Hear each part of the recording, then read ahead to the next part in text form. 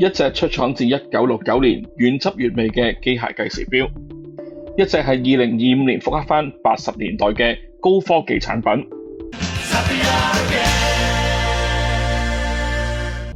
70年代初期，美國太空人 William Poole 佩戴過呢隻精工6139上去太空。類似嘅情況80年代都曾經出現過，太空人所佩戴嘅私人手錶同樣飛上太空。呢一隻叫做 Rotocore， 型號係 A829， 更加係美國第一位女太空人所佩戴上太空嘅手錶。上得太空嘅手錶咧，堅固啦，同埋多功能係最緊要嘅。好似70年代呢一隻6139咁樣，用一個倒儲輪嘅自動機械計時機芯，仲有內圈計時，仲有日曆同埋星期嘅顯示，顏色鮮豔啦，月時清晰。更加咧係第一隻民用公開發售嘅自動機械計時錶，仲係首款有白氏外圈嘅手錶。經過石英風暴嘅洗禮，彷彿咧成個錶壇由80年代、90年代都由呢啲石英錶、跳字錶嚟統治。相比起傳統嘅機械錶，石英錶電子錶咧更加多功能、更加精準、更加適合咧上太空呢啲咁嘅極地活動。呢一隻 Rotocore 嘅原版咧喺 eBay 長期都炒價，花爛殘咧都賣成萬蚊一隻。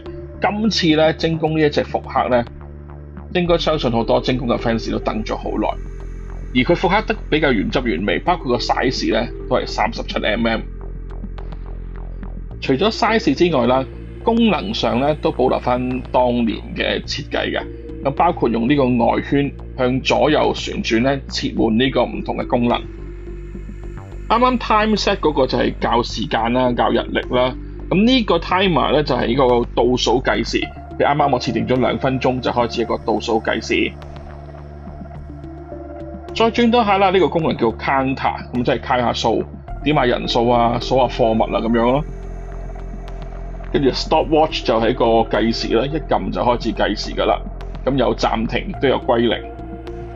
一旦開始咗計時啦，即使你擰咗去第二個功能都好啦，個計時咧會繼續同你 count 嘅。